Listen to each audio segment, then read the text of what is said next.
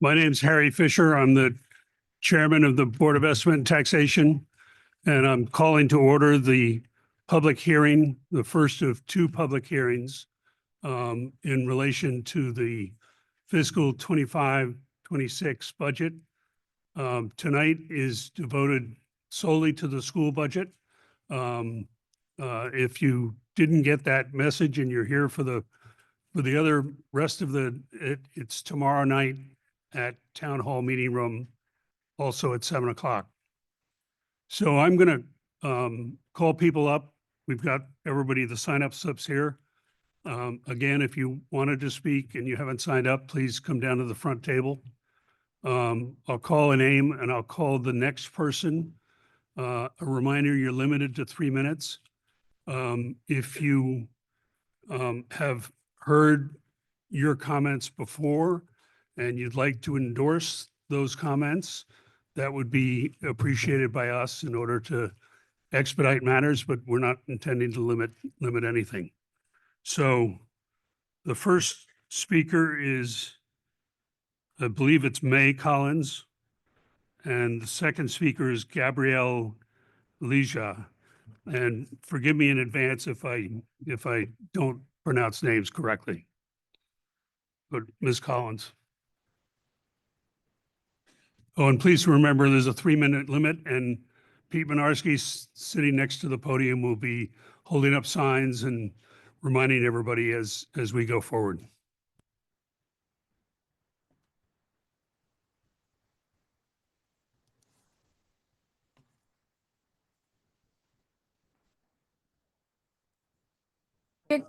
Sorry. Oh, okay. Is it on? Hello? Yeah. Okay, hi. Good evening, members of the Board of Estimation and Taxation. We are Greenwich High School's Student Policy Initiative Club, a student organization that seeks to represent the interests of GHS students and the broader Greenwich community through policymaking. My name is May Collins, and I'm here to support the full funding of the budget as proposed by the Board of Education. We are here tonight because we're concerned about the current budget plan and its potential impact on Greenwich High School staffing. We're aware that the proposed budget is based upon fixed costs, which are primarily contractual obligations that can increase each year. However, we ask you to consider how additional funding would benefit Greenwich High. If you cast your mind back to being in high school, you may remember it being stressful. However, it's made a really wonderful time by the incredible educators who help high schoolers through their most crucial and developmental years. The quality of education that Greenwich Public Schools offers is a tremendous asset to the town of Greenwich, attracting dozens of families every year. The accomplishments of Greenwich High School students that continue to be a point of pride have been made possible by the Greenwich High School staff and the immense opportunities that they provide, including programs such as clubs, academic research. They are the reason for our excellence as students. They're the reason we stand here today. However, recent budget reductions have already placed significant strain on our school's staff-run programs, and further cuts to staffing would halve the offerings that make Greenwich High School so unique. If our budget is not fully funded, then education suffers, impacting the overall quality and desirability of our community. We're fearful that any cuts to our budget may lead to the loss of some of these wonderful educators who have done tremendous work to build Greenwich Public Schools' prestigious reputation. We ask you to consider the impacts of staffing cuts as you proceed with budget planning. Thank you so much for your time and your continued effort to make our town the best it can be. Thank you. While we appreciate your enthusiasm, it will help us to move along quickly if there's no applause. Gabrielle Elijas, followed by Charles Sonar. Thank you. Good evening, members of the BET and fellow guests. My name is Gabriel Eleza, the junior class president and student at GHS. I speak here today in the affirmative for the proposed 2025 to 2026 budget and would like to give a different angle on this proposal. I've personally witnessed and can to attest to how Greenwich teachers wholeheartedly dedicate themselves every day to help student success, even at a detriment to themselves. I give the example of Mr. Hull, who not only teaches but also stays after school to run our debate club, which includes 10-hour-long tournaments on weekends. He also runs the school's We the People class, which required coming in hours early each morning for 6 months while coordinating with legal professionals to come in as well out of a passion to help student success. Another example is Mr. Tiedemann, who leads the school's award-winning economics club, the high school's endowment fund, while also overseeing Model United Nations, in which he spends weekends in faraway cities managing over 40 students. The list goes on. Mr. Bramante running our acclaimed science research program, supporting students as they win international competitions. Mr. Silkman, the advisor for student council who got me here today. My physics teacher, Miss Lewis, who stays hours after school and throws waffle parties for her students out of pocket, and the many more who take time outside of what they're paid to help students. These are not just extracurricular activities, but they're life-changing opportunities that allow Greenwich students to thrive and succeed in their post-graduation life. A teacher's paycheck should not be looked at as just a number, but as a reflection of how much we as a community value these tireless efforts. It shows that we are willing to invest in those who invest in students like myself every day. Those who work extra hours, sacrifice personal time with family, and give more than they're ordained so that students can have a brighter future. Part of this issue is keeping up with inflation. In 2020, a Step 10 teacher earned a salary of about $80,000 nominally. Despite a modest increase to around $85,000 today, when adjusted for inflation, the salary from 2020 has a real value today of $100,000. This gap in real wages is exactly why the proposed budget is so critical. Most of it goes towards supporting these salaries. When approving this budget, you send a powerful message that our community recognizes the challenges our educators face and that we are committed to providing them with fair compensation and that we understand the direct connection between their well-being and the opportunities that they create for us. Now, I stand before you as a fiscal conservative who believes in responsible spending and efficient use of resources, and I fervently believe that that money is being well spent. Some might worry about the cost of this budget, but the long-term benefits of higher student achievement far outweigh the short-term expense. 30 seconds. Thank you. This is what makes Greenwich so attractive, and her students, the people that you read about in the paper, the people that you see in magazines, the leaders of the world. This can be solely attributed to the far-reaching efforts of our teachers. Now, in closing, I respectfully urge you to support this budget. Your decision today will have a profound impact on the day-to-day quality of education for students and the overall well-being of our community. Thank you for your time, your thoughtful consideration, and your continued commitment to the future of Greenwich. Thank you. Charles Sooner. Go back. It's fine. Can't read the handwriting. Followed by Nicholas Sosa. Why just fund this budget? Yeah, we need people to be able to spell. Yes. Good evening, esteemed members of the board, parents, educators, and community members. My name is Charles Gulliner, and I'm one of the presidents of Greenwich High School. Thank you for allowing me the opportunity to speak this evening. I stand before you to advocate for the approval of the Greenwich Schools budget of $202,431,051. Don't want to forget that $51. While this number may seem astronomical and titanic in size, it is essential to understand that it reflects the critical needs of our school and our students. First, let me acknowledge the challenges that come with any budgetary increase. It is easy to be concerned about the impact of an overage. However, I urge you to look closely at what this additional funding will achieve. This budget increase is not just a number on a page. It's an investment in the future of our children, in the quality of their education, and in the well-being of our community as a whole. We all know that education is the foundation of a prosperous future.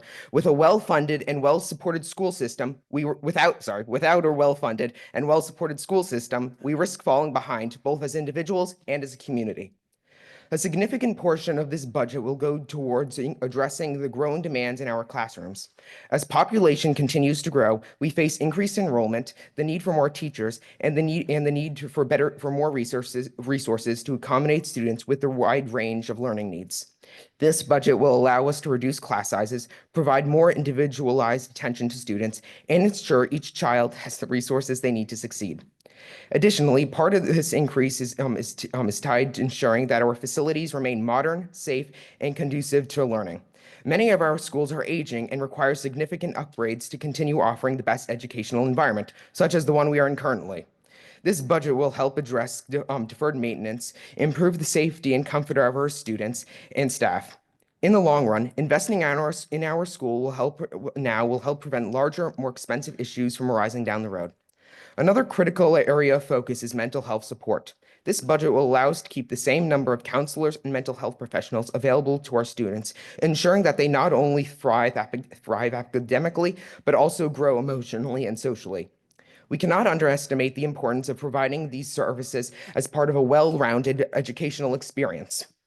The funding also supports the continued professional development of our teachers in a rapidly changing world. It is essential that our educators are equipped with the latest tools and strategies to inspire students. Let's also remember this is an investment in our community's future. A well-funded school system attracts families, businesses, and investments to our town.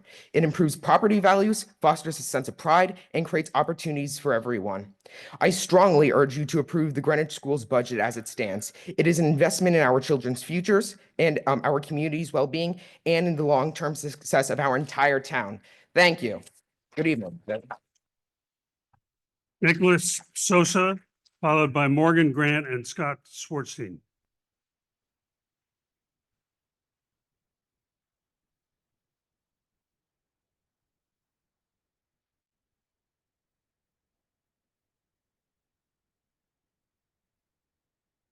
Good evening, members of the board. My name is Nicholas Sosa, and I'm a junior at GHS, a class representative, the vice president of Model United Nations, and a former student at Julian Curtis. I'm here tonight to speak in support of increasing our district's budget, specifically to raise teachers' salaries and strengthen the foundation of our schools. When I think back to Julian Curtis, I remember more than just the classrooms. I remember the people. It's a diverse and vibrant school with students from nearly 60 countries and over 30 languages spoken. That richness of culture shaped who I am. It inspired me to join Model UN and sparked my interest in diplomacy and global issues. That exposure right in my elementary school classroom helped me find a passion that eventually brought me to speak at the United Nations. But behind the beautiful diversity is a hard truth. Schools like Julian Curtis don't always have the same resources as others in wealthier areas of Greenwich. The gap shows up in enrichment programs, facilities, and especially in support for staff. And while we often talk about equity for students, we can't achieve it without investing in the people who make our schools work, the teachers. Raising teacher salaries isn't just about fairness. It's about retention, morale, and attracting the best educators to every school in our district. Teachers are more than instructors.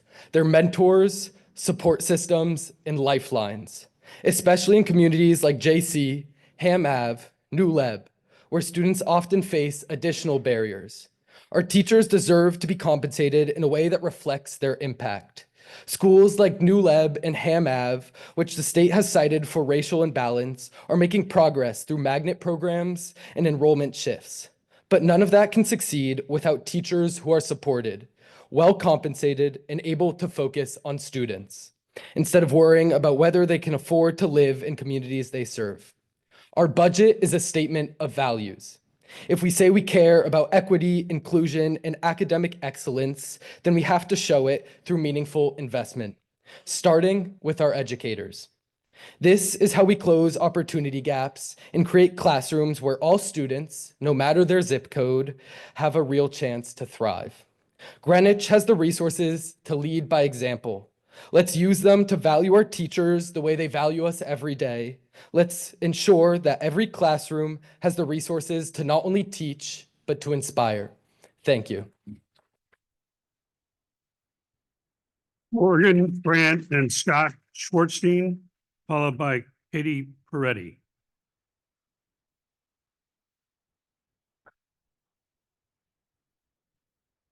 Good evening. My name is Peter Schwartzstein. I'm joined by my three kids who are going to speak in a moment, and I'll introduce them. Like many parents, I think, number one, we appreciate everything that you all do, and we realize this is a very challenging process right now. This budget for the Greenwich Public Schools has the vast majority dedicated to contractual costs and to state mandated programs. And what that means is, and the reason that we're here to support fully funding that budget is that if the budget is not fully funded as proposed, then certain programs would potentially be reduced or cut. And in this case, one of the programs that my family and that my kids value so much is the advanced learning program at the elementary schools, which is also known as ALP. So I want to bring up each of my kids. This is Scott. He's a second grader at North Street. So Scott, we were talking earlier. What's your favorite thing about being an ALP? My favorite thing about being an ALP is getting to do more challenging work. Great. Thank you, Scott. And next is Grant, who's a fourth grader at North Street. Grant, you've been in ALP for a couple years now. What's something that you've gained from this experience? ALP has helped me build friendships with other kids because we share many similar interests. Great. Thank you, Grant. And Morgan is a seventh grader at Central Middle School. She went through the ALP program at North Street. Morgan, now that you're in middle school and you can look back on your ALP years at North Street, what's one of your strongest memories? I remember writing an essay in Mrs. Baker's class, having to do revision after revision. At the time, it seemed difficult and even frustrating, but now I realize that it made me such a better writer, and I might not have had this opportunity to improve and grow without the advanced learning program. Thank you, Morgan. I'm going to keep the rest of my comments short. I think these kids are already on track to be better public speakers than I am, which makes sense. I didn't have the benefit of a Greenwich public school education. So again, I want to encourage you to please fully support the proposed budget. We don't want to see programs like the advanced learning program have to be reduced or cut because again, there just aren't that many parts of this budget that can be reduced. And unfortunately, the ALP program may be one of those. So thank you for your consideration. Thanks for your time tonight. We appreciate it. Katie Peretti, followed by Margaret McCooey, I think it is.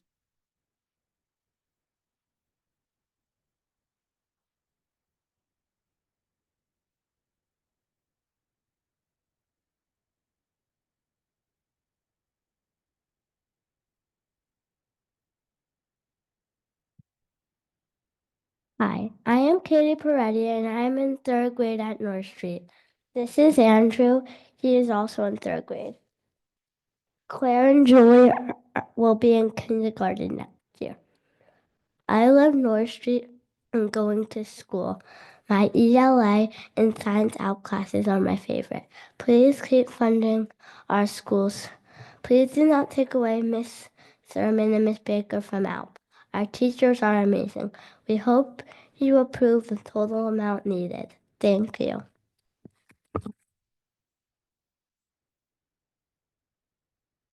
Margaret McCooey, followed by Sonia Patel. Sonia Patel won't be speaking. Good evening, members of the Board of Education. My name is Maggie, and I'm a class senator at Greenwich High School, and I'm here on the affirmative. I'm here tonight because I care deeply about the quality of education we receive, and I'm deeply concerned about how increasing class sizes and eliminating electives will affect students across our district. Larger class sizes may seem like a manageable adjustment on paper, but in reality, they mean less individual attention, fewer opportunities for students to ask questions, and less time for teachers to connect with us in meaningful ways. In a crowded classroom, it becomes all too easy for students to fall behind or feel invisible. The personal, engaging environment we need to succeed starts to disappear. At the same time, electives like art, music, technology, education, and family and consumer science are not luxuries, they are essential. These courses provide creative outlets, hands-on learning, and moments of inspiration that keep students engaged and connected to school. For many of us, they are where we feel most confident, seen, and motivated. Stripping them away undermines the very heart of a well-rounded education. Lower test scores and achievement. A U.S. Department of Education analysis of 2,561 schools found that class size was the only objective factor positively correlated with student performance on national exams. This link was especially strong in upper grades. In a middle grades experiment, reducing class size yielded a large increase in test scores, effect size 0.80%, and cut failure rates from 5% to 1% despite more low-income students enrolled. According to the Levy Institute, overcrowded classrooms tend to see more bullying and disruptive behavior as teachers struggle to manage so many students at once. Research suggests that bullying problems are exacerbated in larger classes, leading to lower self-esteem and hindered learning for victims. By contrast, schools that reduced class sizes saw fewer incidents of peer harassment and violence, improving the overall classroom climate. Student engagement, defined by involvement, interest, and enthusiasm for learning, tends to suffer in large classes. As class size grows, each student has fewer opportunities to speak up, participate in discussions, or interact directly with the teacher. Gallup's nationwide student poll data starkly illustrates the challenge. Roughly 80% of fifth graders feel engaged in school, but by high school, only about 40% do, which is largely correlated with the increase in class size. This steady decline in engagement coincides with increasing class sizes and more lecture-oriented teaching in middle and high school.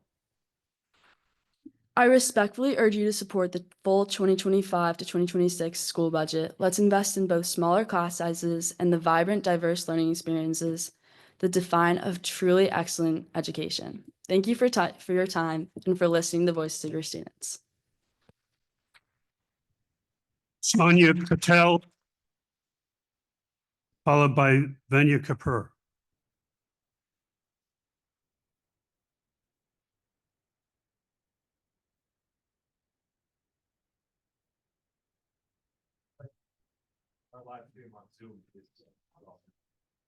You're talking about the GCTV stream? I don't have any way of contacting Don Conway, sorry. Sonia Patel? Thank you. Vanya Kapoor?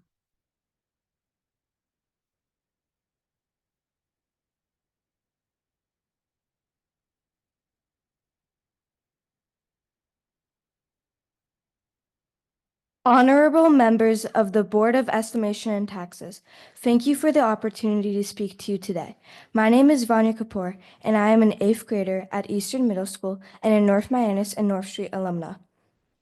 Our schools are the foundation of our community's future, and it is crucial that we continue to support them with the resources that they need to succeed. Education is one of the most important investments that we can make.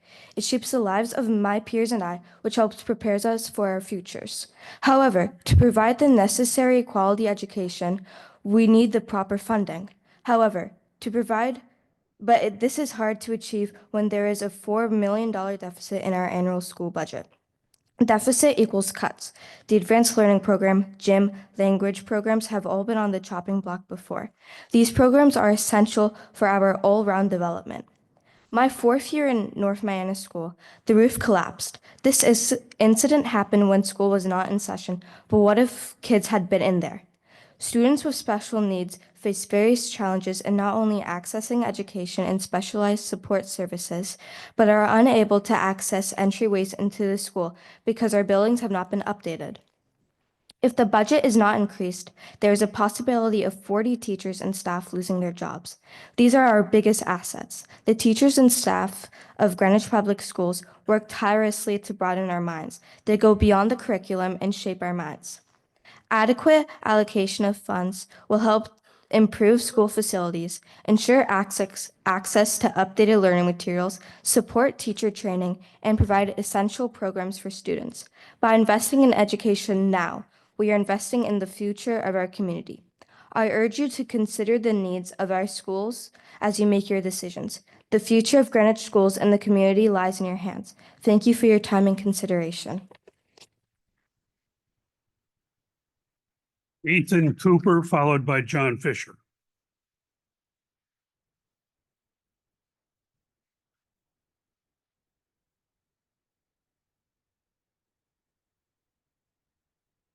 Good evening to the board. My name is Ethan Cooper. I'm a senior at Greenwich High School, and I'm here to speak on behalf of one of our GHS teachers today who wasn't able to be here. I'm writing as a current resident of Greenwich, born and raised here. I write as a product of Greenwich Public Schools and a current teacher at GHS. I'm not in attendance at tonight's meeting because I'm at the National Science Teachers Association annual convention, continuing to develop myself as a professional educator. I am happy to work in Greenwich Public Schools and send my 2 boys here as well, as the schools are filled with other professional educators, individuals such as myself who have taken up teaching as a vocation and see it as their life's work. but this is not what drew me back to Greenwich. Experience in other schools around the world has made me realize the importance of working in a community that values education. My memory of Greenwich was that of a community that took pride in its schools. The current debate over budgeting priorities forces me to call this into question. It is my sincere hope that in a town that has the means, fully funding public education is a reflection of community values. It is my sincere hope that my town, my current home, the town I grew up in, shares my commitment to education. Sincerely, Stephen Collins. Now, speaking as myself, I'm a senior at Greenwich High School and a member of student government, and I've seen firsthand exactly how critical our teachers and our funding for education is to supporting students as they go through their time in public schools. So I say to you tonight, please consider that we have the resources, we have the power, and we have the will to get this done. So let's get it done. Thank you.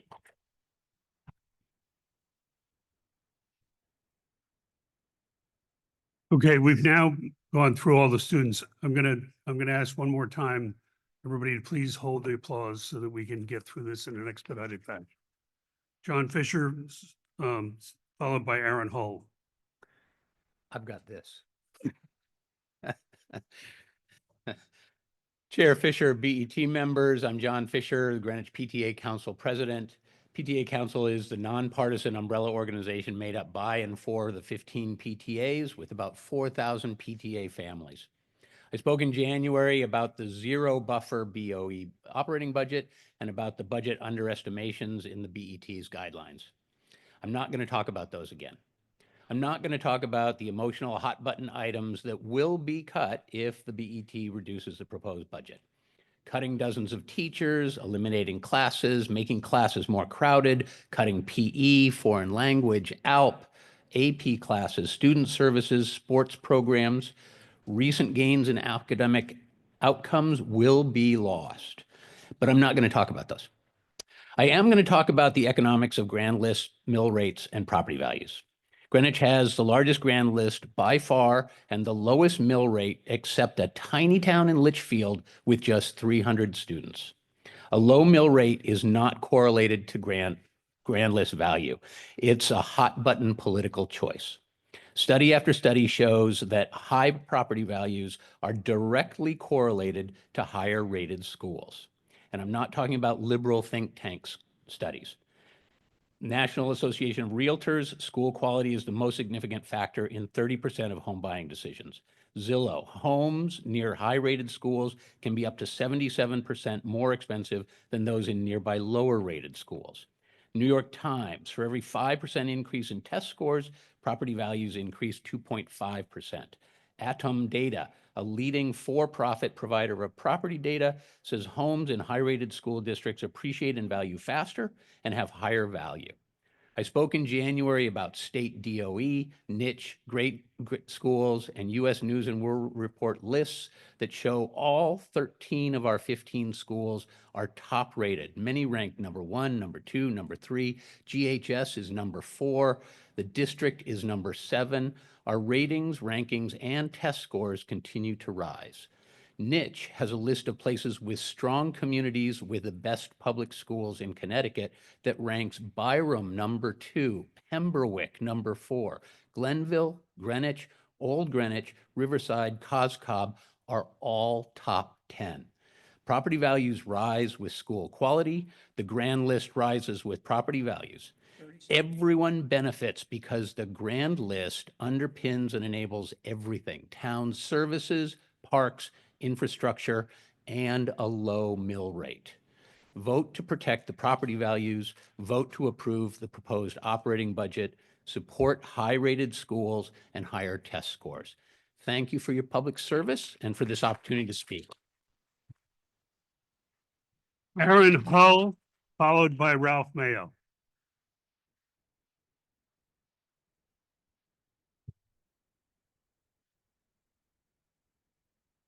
Members of the Board of Estimate and Taxation, my name is Aaron Hull. I'm finishing my 21st year teaching social studies at Greenwich High School. I've taken our We the People constitutional law team to nationals 7 times, and my students are past national champions in the Harlem Virtual Supreme Court competition. One of the things I noticed in the expansive student center when I first arrived was the impressive blue and white flag in the corner prominently hung above the Cantor stairs, celebrating GHS as a school of excellence. The vibe was still palpable around the building. The staff was excellent, and I was part of a new wave of hires in several decades as folks just didn't leave the place. I was elated knowing I could build a career here. Within 5 years, Greenwich named me a distinguished teacher, reflecting the time and effort I felt so proud to give to my school and my district. My students have earned many accolades since and reflect fondly on their time. But something is at risk of changing at Greenwich Public Schools, so I rise to speak tonight, the first time in such a capacity. We are at risk of embarking on a headlong, unrelenting, willing, and yet completely unavoidable pitch towards mediocrity. GHS is short 18 paraprofessionals currently. We've come up with a new procedure, highly unpopular, to double teachers into rooms for shortages as a result, where teachers are often unaware of their students' needs. We're short on substitutes and are pilloried in the press as unfaithful employees when the cause is stress, burnout, and navigating the worst commute in the country that wears us down on a daily basis. Some experience pay inequity for extended hour programs while being told we can't teach credit recovery classes for some unconnected students. And the true test is what the current mid-career professionals are doing. They're leaving. We've had 53 resignations to date this year compared to 32 last year. In the past 5 years, we've lost talented professionals in high needs areas like the brilliant Brian Wallach in math and Aaron Randall in intervention. Let me offer a suggestion. Go down to town hall, get fingerprinted, and sign up to become a substitute teacher. Walk a day or hopefully more in our shoes. Ever since San Antonio versus Rodriguez was handed down in 1972, local option budgeting has been the law. That means local tax dollars go to local schools. And if any of you are in real estate, you know that location is everything, and dictated by two things: the quality of schools and traffic. Traffic would be a miracle, but you are tasked with the health and well-being of our schools. And if you continue down this path, the perceptions of the schools will falter, and Greenwich will become, dare I say it twice, mediocre. My late grandfather taught me to measure twice and cut once. He never advocated just cutting. Measure twice before you cut. Thank you. Ralph Mayo, followed by Margaret Jackins.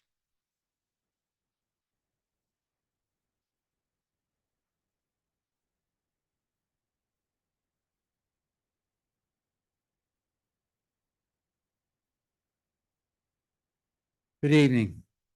My name is Ralph Mayo, and I proudly serve as the principal of Greenwich High School.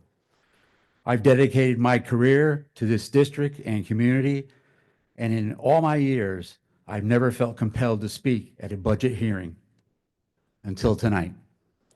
The situation before us is too significant to stay silent. The current gap between the BET guidelines and the Board of Education's budget is $4 million. That's just not a number. It represents teachers, programs, and student supports that define the quality of education in Greenwich. If this budget is not fully funded, we risk dismantling the very foundation that has made our schools among the best in the state and the nation. I'm not just speaking as an administrator. I am a proud graduate of the Greenwich Public Schools. The education I received here changed the trajectory of my life.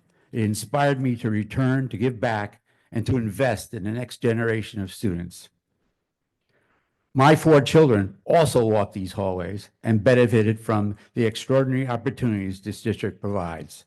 Today, 3 are educators and 1 is a nurse, each of them continuing the tradition of service instilled in them. This is what Greenwich does.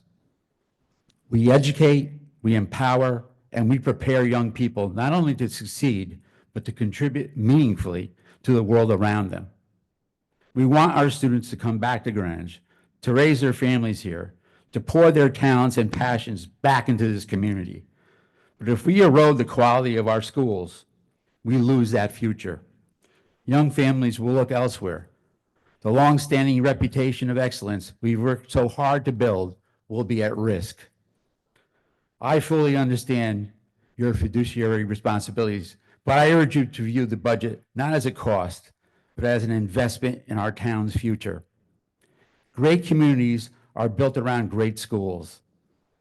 The BOE budget sustains that excellence. Please collaborate with the Board of Education to ensure we have the resources to continue delivering the high-quality education that defines Greenwich. Let's keep our families here, attract new ones, and protect what makes this community exceptional. Thank you. Margaret Jackins, followed by John James.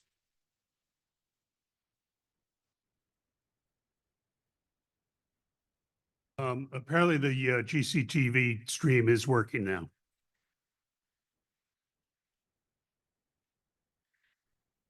Good evening, members of the BET. My name is Margaret Jackins, and I have been teaching in Greenwich for 20 years. During that time, I've taught at Riverside, Central Middle School, and currently at Greenwich High School. When I arrived in Greenwich, I was surprised and thrilled to be allocated a generous dollar amount that allowed me to purchase anything I could think of and more for my students. That generosity continued for many years, but along the line, something changed. And that spirit of generosity gradually disappeared. One year, there was a moratorium on attending conferences, which meant no more new materials or teaching techniques. One year, mid-year spending stopped so early that parents were donating cases of copy paper to the school. Last year, a line item for substitute teachers was revoked from one department, which meant there could be no field trips because there was no money to pay for covering classes, which meant no exciting real-life experiences for students. Purse strings are getting tighter and tighter, to the point where a town that had the reputation for generosity is now seen as miserly. We are woefully understaffed in a variety of ways. We are in dire need of paraprofessionals to assist our neediest students who need a consistent, positive presence with them, not just the person who happens to be available. And those paraprofessionals deserve to earn a living wage.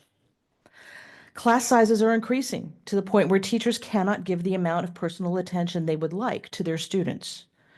At GHS, not all rooms are the same size, and some are crowded to the point that when desks are put in rows for testing, the teacher can't easily get to students to answer a question.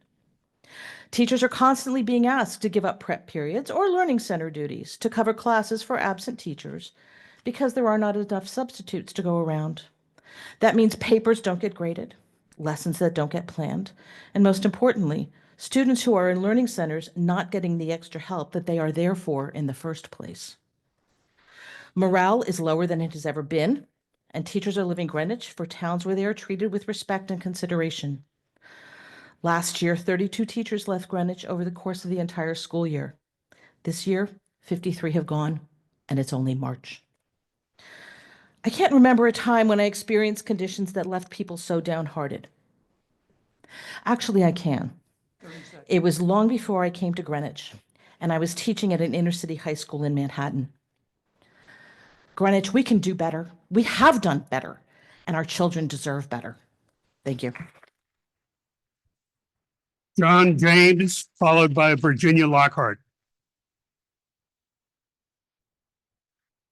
Good evening, members of the BET. I'm John James. I'm the father of Louisa, a first grader at Riverside School, and Emmeline, a rising kindergartner currently at St. Paul's, and husband of Liz, who teaches music at St. Paul's.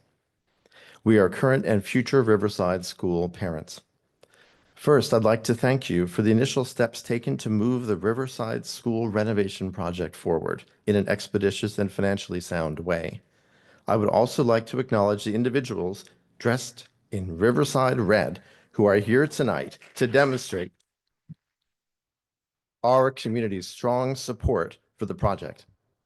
As you may recall, at January's public hearing, many Riverside School parents, staff, and even a student shared an array of experiences that conveyed, for instance, how disruptive, even hazardous, school can be for Riverside students with disabilities or injuries, and how often sacrifices must be made due to many undersized spaces and a shortage of rooms in the building.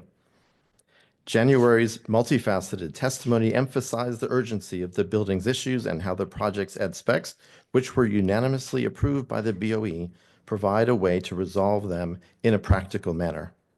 The plans focus on necessity, not luxury, amounting to an estimated $41.5 million of work on the building. This is a reduction from the BOE's original $48 million plan, which is a win both for the school and the town. While a project of this magnitude may prompt some to wonder if building an entirely new school could make more economic sense, feasibility established that the current building is well constructed with timeless features that are worth preserving where possible. And data from new elementary school construction currently underway in the state indicate a 50% premium to build new versus renovate in accordance with the project's ed specs. In other words, an additional $25 million to replace a building nobody in our community wants to lose. The building is a neighborhood gem. While it has many shortcomings, it is not broken beyond repair. If done right, we expect the investment in this building to last for decades to come. With all this in mind, a renovation is the reasonable and preferred approach. In the span of just the past few months, several stakeholders have followed the procedural steps we have in town and taken action to advance this project. Feasibility has created a sensible plan to properly address the building's issues, which the BOE approved decisively. The first selectman publicly endorsed and prioritized this project in his budget presentation. And our community of parents, staff, students, and neighbors has spoken, written, and shown up to express support. Members of the BET, now it's your turn to take action and advance this project by approving $2 million for A&E in the fiscal year 26 budget and $41.5 in 27 capital plan. Thank you for your time. Virginia Lockhart, followed by Janet McMahon. Good evening, members of the BET. I'm Virginia Lockhart, a parent and PTA co-president at Riverside School. The long-awaited renovation of Riverside is essential to our community. You've heard from many of us at prior meetings and via email. Even with young children at home, many of us have made sure to find a way to be here tonight wearing our school color, red. Since many of the fundamental issues have already been addressed in parent and staff speeches on other occasions, I won't repeat their points. Instead, I would like to address two specific matters that have been raised regarding the renovation project. One, the proposed building expansion may not be warranted due to declining enrollment. And two, that in lieu of a building expansion, capacity issues could be addressed through minor redistricting to Old Greenwich. First, the district's recent enrollment declines have not played out at Riverside. While we did experience a dip this year, it's likely attributable to the change in the cutoff birth date for current kindergartners. As per Dr. Jones, enrollment is expected to rebound for the 2025-26 school year with at least 4 sections of incoming kindergartners. This would bring Riverside back in line with its past 10-year average of 450 plus students. This growth is in line with the broader district trend, with next year's incoming classes slated to be the largest since pre-COVID, followed by stable enrollment through 2030. Second, redistricting some students from Riverside School catchment area to the Old Greenwich School is not a feasible solution to addressing Riverside's capacity issues. As the OGS Building Committee has already explained, the 4 classrooms included in that building's addition are not incremental and will instead replace classrooms the school is losing in other parts of the building as part of its renovation. Thus, when the OGS renovation is complete, it will have the same number of grade level classrooms that it has today, and OGS will not have room to accommodate a meaningful number of students beyond its current catchment area. In any case, shrinking enrollment at Riverside would still not provide the necessary relief that the building renovation is designed to provide, because the building would still lack ample designated small spaces for specialized instruction and student support that are needed regardless of enrollment. The school's many undersized classrooms, common areas, and office spaces would still not be in line with, or at least closer to, the prevailing standard. And Our cafeteria is so small that even with 100 less students, it would still be far tighter on a space per student basis than most K through 5 schools in the district. Minor redistricting to a neighboring school will not solve the fundamental space issues at Riverside School, but the renovation and expansion project laid out in the BOE approved ed specs will. With that in mind, we urge you to move this project forward by funding $2 million for A&E in the fiscal 26 capital budget and $41.5 million for construction in fiscal 25 capital plan. I also encourage you to fully fund the school's operating budget. Thank you. Janet McMahon, followed by Sherry Azar, please. Good evening, Chairman Fisher, members of the BET, and guests. Thank you for your service to the town and for the opportunity to speak to you tonight. My name is Janet McMahon, and tonight I'm speaking to you as Chairwoman of the PTAC Facilities Committee. Our committee is in full support of the BOE's capital budget request of $24.12 million. Roughly half of this request is for normal course maintenance and repairs of our 15 public school facilities. And as you know, this is the smallest BOE capital budget in years and about half of your estimate of $46.6 million back in April 24. While all of the capital projects in this budget are important and necessary, I'd like to draw your attention to the following projects that are our school community's priorities, and we respectfully request that these specific lines not be cut. The Julian Curtis cafeteria renovation for $2.7 million is for Phase 3 renovations to provide a functional cafeteria space. The current cafeteria is poorly utilized and inaccessible, leaving students eating lunch in 6 waves starting at 10:30 a.m. Furthermore, the current lunchroom is inadequate for students with auditory and other sensory deficits. The JCBC has made great progress with phases 1 and 2. Let's move forward to complete these essential modernization and ADA renovations for the school. The $2 million for A&E work for Riverside School also remains top of mind not only for the committee, but for the entire Riverside community. As you're aware, Riverside School is the most crowded school in the district, with every square inch of the building being used and some spaces being repurposed multiple times a day, and the situation is only about to get worse with enrollment increasing. These A&E funds are critical to keeping the renovation on budget and on schedule. Any cuts now will only increase its cost later. The committee also requests that the $5.8 million to address a myriad of accessibility issues at Western Middle School stays in the capital budget to comply with the ADA Act of 1990. Speaking of ADA, the ADA accessible North Street Playground is also critically important, as North Street School is the host school for the Unique Learners Program. It is past time to fund ADA compliance 35 years after the law was passed. It's also time to fund Phase 2 of the GHS Cellular Improvement Project. Cellular reception remains spotty in most of the school building, and $500,000 is a small price to pay for the safety and well-being of 2,500 students, teachers, and staff. Our committee is also in support of the recent $5.2 million request to rehab the geothermal HVAC at Hamilton Avenue School.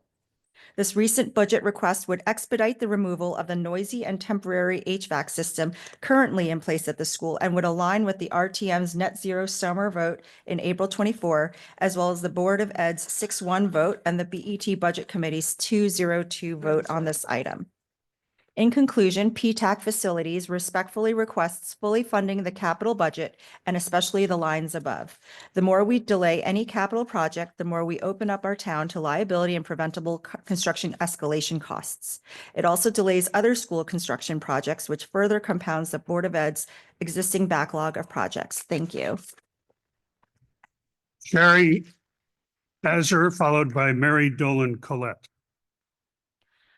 Good evening, members of the BET, distinguished guests. Thank you for your dedication to this town and for the opportunity to address you tonight. My name is Shari Azar, and I serve as the co-president of the Parkway School PTA. I am both a product of GPS and a proud current parent, where I have 2 twins at Parkway. I am here to strongly urge you to fully fund the BOE budget. With the arrival of COVID-era children entering kindergarten next year, our enrollment numbers are projected to rise significantly across all of our schools.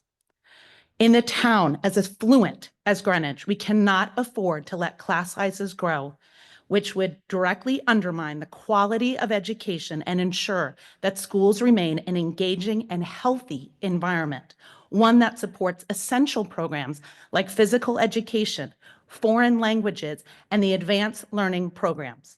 The longer we delay critical capital projects, the more we expose our town to liability and the risk of escalating construction costs. Not investing in our schools now will have far-reaching consequences and lowered test scores, decreased enthusiasm for public education, declining enrollment, and even diminished property values. We must act now before these costs become even more burdensome. Thank you for your time and for your commitment to further invest in our children and our community. Mary Dolan Collette, followed by Octavia Melly.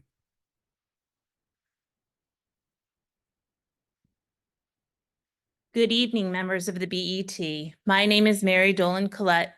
I stand before you tonight as the proud assistant principal of Riverside School to highlight the urgent need for the proposed renovations. I am deeply grateful for the board's ongoing support and consideration as this project presents a unique opportunity to transform Riverside into a space that truly meets the needs of our students, staff, and families. Our academic achievements, most recently recognized in U.S. News and World Report, are a testament to the exceptional talent of our teachers and the dedications of our students. However, when it comes to our school's infrastructure, I must express my concern. Every day, our dedicated educators face challenges, compromising on dynamic teaching practices due to cramped, inflexible classrooms. Despite their tireless efforts, the physical limitations of our current building restrict their ability to engage students in hands-on activities, small group instruction, and innovative projects. As assistant principal, I too find myself adjusting my vision for events, activities, and even routine meetings. The limited space often forces us to scale back or rearrange our plans. Additionally, when we walk prospective families through our building, it often feels less like showcasing what Riverside has to offer and more like damage control. Comments like, "You can fit 20 students in this classroom?" or concerns navigating a building without an elevator highlight just how far our facilities fall short of the innovative, future-ready education we strive to provide. The heart of the issue is this: while our building holds a great deal of charm and history, it no longer aligns with the message we wish to send to our students. It is outdated and in many ways inadequate. This renovation is not just about improving aesthetics or convenience. It's about creating a physical space that reflects the vibrant learning environment we are cultivating. In closing, I want to thank the BET for your time and consideration. With your continued support, we can create a school that not only honors Riverside's legacy, but also prepares it for its future. Thank you. Octavia Melly, followed by Julie Perrin-Niaz.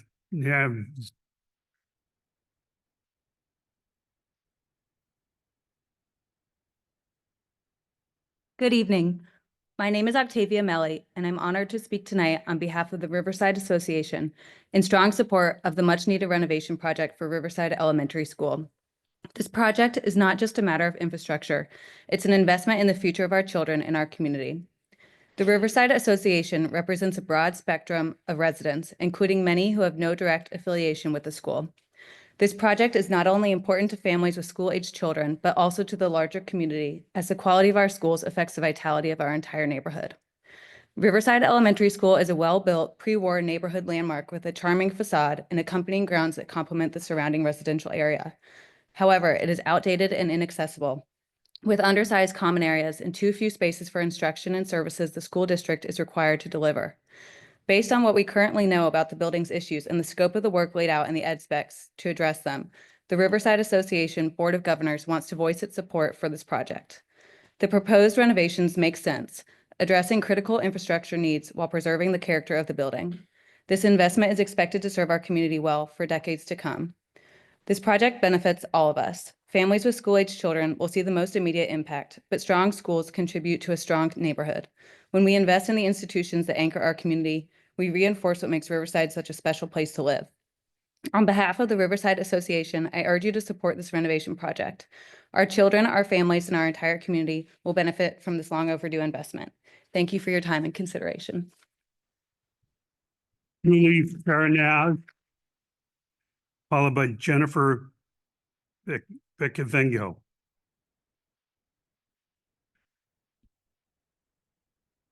Good evening, Chairman Fisher and members of the BET.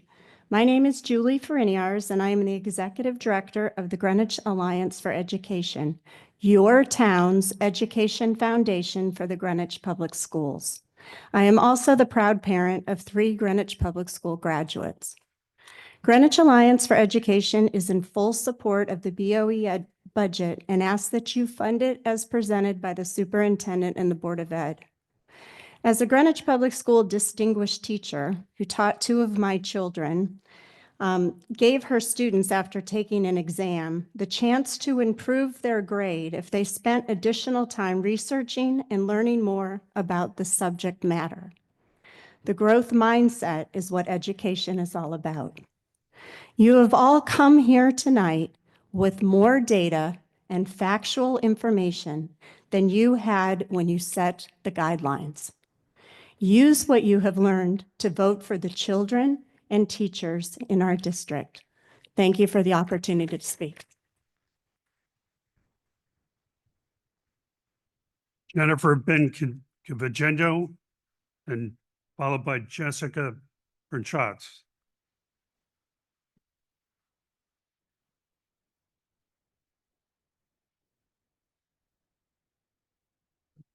Good evening, members of the Board of Estimate and Taxation and guests.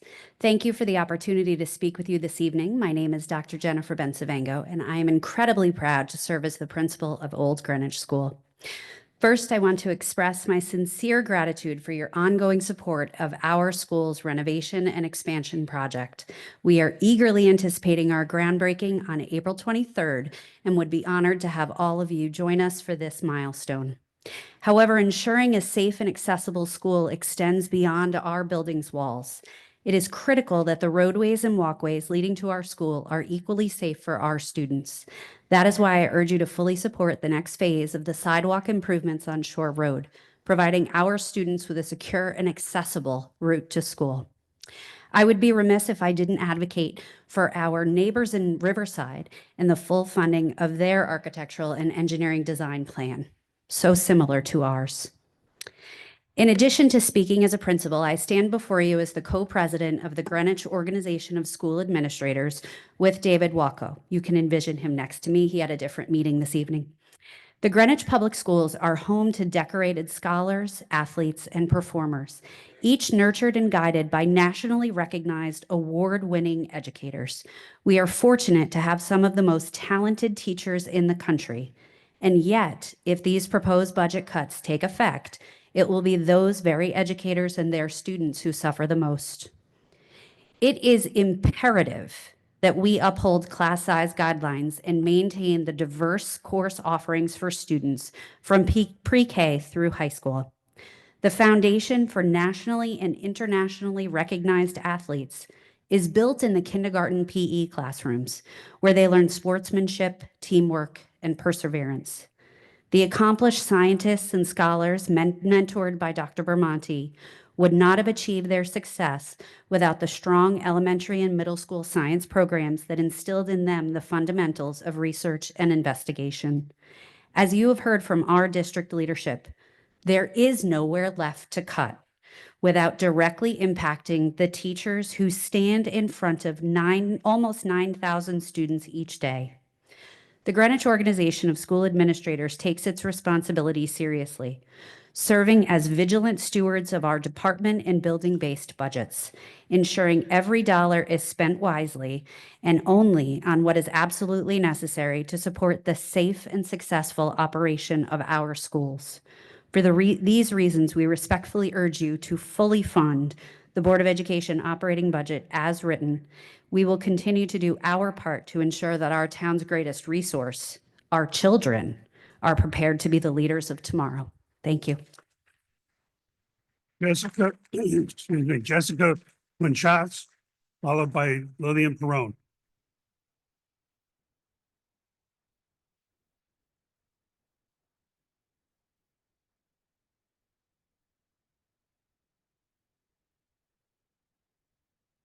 Good evening. I'm Jessica Punchatz. I'm Vice President of Membership for the GEA. I first ask you to please fully fund our schools, including their infrastructure projects that keep our students safe and accessible. I am here to read a statement on behalf of one of our members. Her name is Tiffany Vicari, and she is a second grade teacher at Old Greenwich Elementary School. Good evening. My name is Tiffany Vicari. I'm a second grade teacher at Old Greenwich Elementary School. Thank you for the opportunity to speak this evening. I stand before you to emphasize the critical importance of fully funding the superintendent's budget and the long-term impact that any cuts would have on our students, educators, and the future of our district. First and foremost, the education of our students is at the heart of everything we do. Our teachers and staff are dedicated to providing the best possible learning environment, but that becomes increasingly difficult when funding is cut. A reduction in the budget directly affects the resources available to our classrooms, affecting not only the materials and programs, but also the number of teachers available to our students. Perhaps the most concerning outcome of these budget cuts would be the inevitable increase in our class sizes. Larger classes means less individual attention for each student, which can have significant impact on their learning experience. It becomes more difficult for teachers to address the needs of every student, particularly those who may need extra support or enrichment. This isn't just a logistical issue. It's a matter of equity. Every student deserves the opportunity to succeed and receive a personalized education, regardless of their background or ability level. When we cut funding, we are cutting opportunities for our students. We are cutting their access to smaller class sizes, innovative programs, extracurricular activities, and the support that makes our schools great. I urge you to consider the long-term consequences of these cuts. Investing in education is investing in the future of our community. Our students are the leaders, innovators, and problem solvers of tomorrow, and we owe it to them to provide a high-quality education, no matter the financial challenges we face. Thank you for your time and your commitment to the students of this district. Let us continue to prioritize their education and support the funding needed to ensure their success. Thank you for your service. Lillian Perone, followed by Alexandra Stephen.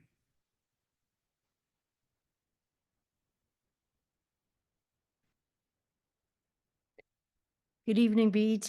Thank you for your service. It is a difficult job, and so is teaching. My name is Lillian Perone, proud president of GEA, the largest union in Greenwich, and this is my 36.6th year in this great town. And I still love it.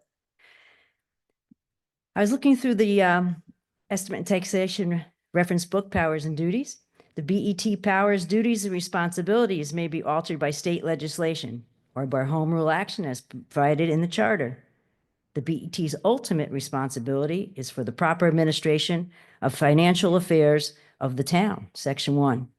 Our schools, our students, our GPS staff are part of the town of Greenwich, and we need our budget fully funded.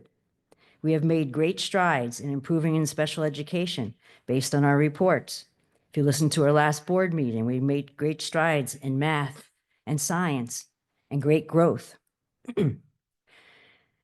There are a lot of things in our budget that are unfunded mandates. Many positions were funded by ESSER funds, Title I funds, IDEA, federal grants, all of which now have been drastically reduced or cut that we didn't plan for in the budget but must keep because it's mandated by law. So where do we go from here? Increase class sizes, cut programs, cut services, cut teachers? Since COVID, my teachers have been here and have shown up educating our students, lifting up the community and each other and trying to hold it all together. But you know, we're getting tired. We're overworked, we're covering classes, We have shortages in subs and paras. We're covering teachers who are leaving Greenwich or resigning. By not funding our budget, you are driving us into the ground and are killing morale. I read your profiles. You're all pretty impressive. Education is big business, and you are all at the top of your field. You're practicing attorneys, hedge fund managers, chemical engineers, risk management. We need to do things differently. Things were much easier in my early years here. People flocked here. We have to think differently, act differently. We have to change our business model. We have, instead of hundreds of applicants, maybe one or two. People are turning down jobs. People are not driving down here. What can we do differently? I don't care about other districts having shortages. I care about Greenwich. We need to think better. Thank you, Peter. We need to think better and do things better. We need to build it. And you have the financial capital and the human capital. We have it all. Why can't we work together and get it done to make us all great again? Thank you for what you do. Thank you, GEA. Alexandra Stevens, followed by Jamie Charles.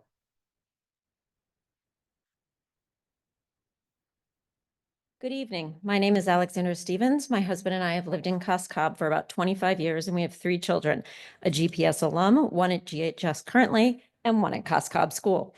18 years ago, I left a private sector career, much like yours, and took a 65% pay cut to become a teacher at GHS because I believe strongly in public education, a feeling that some on this board seem not to share, as you have weakened our schools by underfunding them for more than a decade. Hundreds of classes exceed size guidelines at GHS. Student mental health challenges go unmet. 21st century skills are not consistently taught, and some buildings don't comply with the ADA while others are physically deteriorating. One solution that keeps coming up is cutting even more teachers and hoping that those of us who are left will somehow find the time to take on their work. It's become an impossible task. For example, in secondary school libraries, we've suffered a 40% cut in teachers responsible for teaching reading, research, and literacy. Although those of us who have remained try mightily, we cannot fully make up for that loss. And so hundreds of students who used to receive these lessons no longer do. The town keeps cutting teachers while educational demands continue to increase. SPED needs grow by the day. There are fewer subs and paraprofessionals, and new state graduation mandates require additional staff. You might think most of us would look back on the COVID years as the most difficult of our career, and they were difficult, but each year since then has gotten worse due to a multitude of issues resulting in a great part from the underfunding of schools. Just last year, you required the BOE to cut 10 secondary teachers on top of the teacher reductions in previous years. Here are just a few of the many negative consequences that resulted.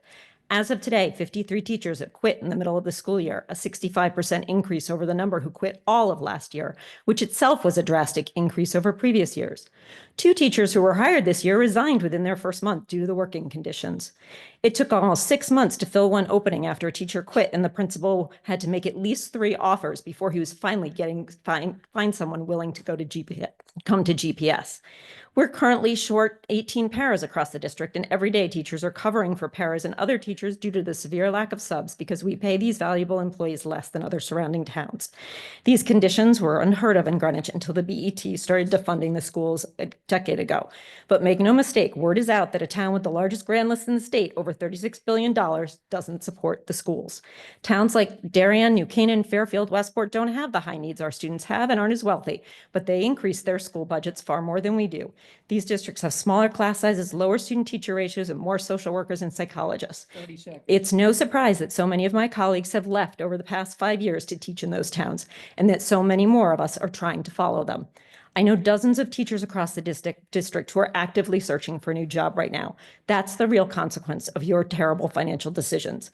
It's time to start fixing this disaster and not only pass this proposed budget, but commit to a multi-year plan to start digging GPS out of the hole that you have created. Thank you.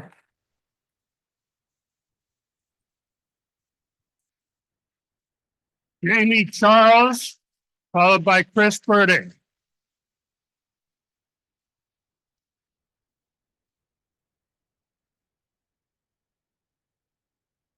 Hello, my name is Jamie Charles, and I'm an art educator at Greenwich High School.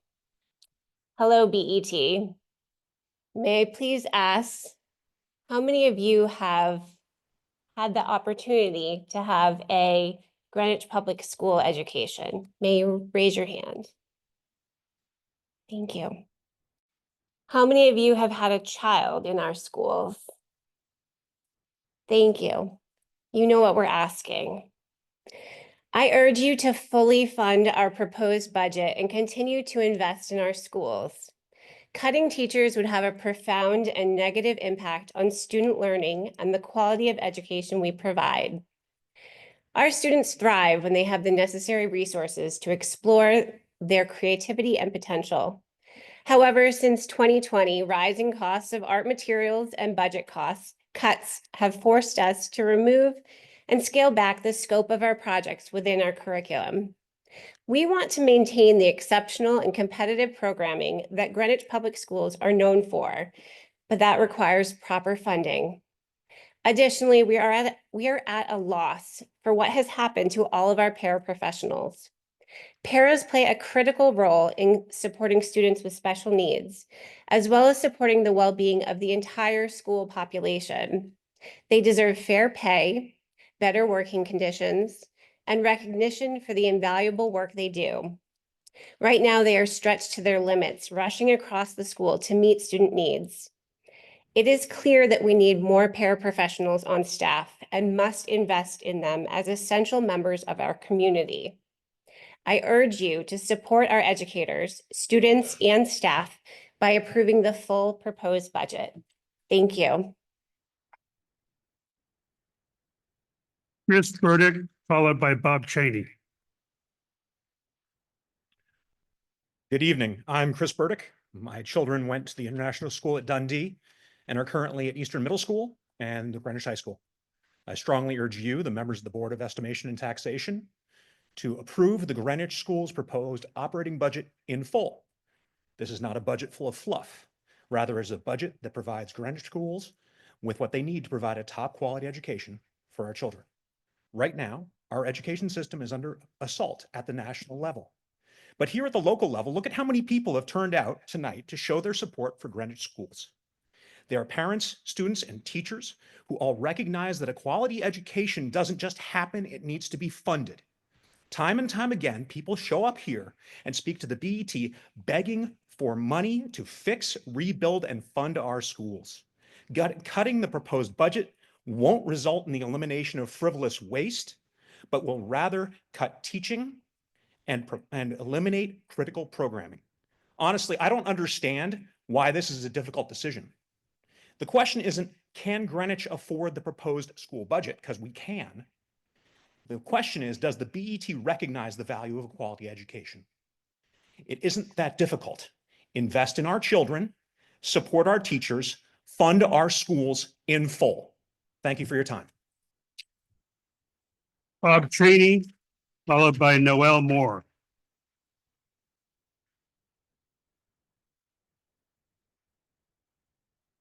Good evening. My name is Bob Cheney. I am a District 11 RTM member and also volunteer my time at the public schools here through the PTA and the Julian Curtis Building Committee. I do this because I want our town of Greenwich to be the best town it can be. While I do like to volunteer in town, my most important role is as a parent. I have a student here at Central and I have one at the high school. I'm here tonight to speak in support of the BOE budget as presented. As everyone here is aware, there's an over $4 million difference between the Greenwich Public School budget and the BET guideline expectations. That is a large gap. Tonight, I want to talk about what these cuts would mean. I don't have to tell you that $4 million is a huge amount. If $4 million is taken out of the proposed BOE budget, it would mean that the teachers definitely have to get cut, as taking away that $4 million does not even cover the current salaries of the Greenwich Public Schools faculty. Where else do we cut? The cuts would have to come from ALP, AP classes, foreign language, sports programs, student services. This would be detrimental to all of the academic achievements that happen in all of our public schools, not to mention all the wonderful and amazing programs at the high school that might have to go. This would not only have a massive impact on the current students, this would have an impact on the reputation of the Greenwich Public Schools at large, as our students currently are able to take advantage of such amazing programs that might inevitably be cut.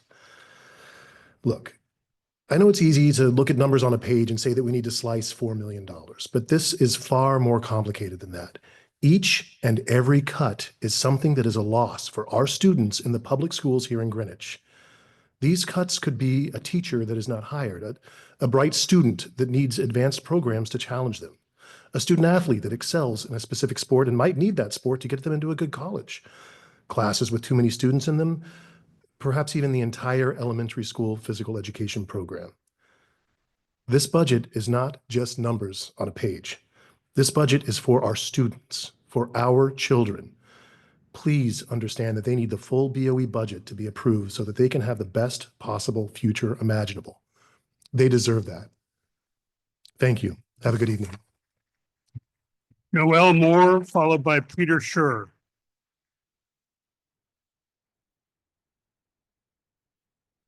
Hello, my name is Noelle Moore. I am a parent of 3 children in the Greenwich Public Schools, and I'm also a District 12 RTM member. I do not have prepared remarks tonight, but I would like to request that you fund the BOE budget as proposed, and even better, maybe give them a few extra dollars. We chose to move to Greenwich because of the schools, and when I look at what's happening in our schools compared to our peer towns around Connecticut, it concerns me.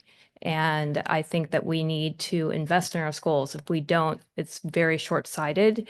Our property values are going to start falling if we do not spend the money to prop up our schools, make sure that the class sizes stay small, and that we have the best teachers. So please fund. Thank you. Peter Scher, followed by Doug Fenton.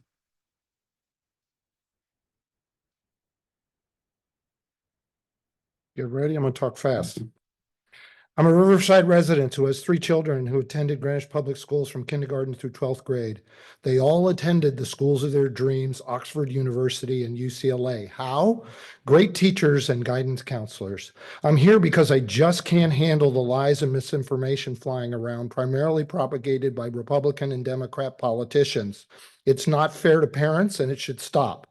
Parents deserve the classrooms that my kids had. It can be done if we can park all this nonsense. Here are the facts and suggestions about what to do. Enrollment has declined and it's not coming back. K-12 has dropped 480 students since 2019, and after 5 years, it's not recovered. This discussion about the Democrats putting out that there's a bump in kindergarten is because of the change in entry date for children. Since 2019, teaching staff and other school academic staff has actually gone up from 1,010 to 1,030 employees, despite losing 500 students. Expenditures have skyrocketed to nearly $28,000 per student. Meanwhile, academic performance, which is far and away the most important thing, is exactly where it was when Dr. Jones arrived in 2019.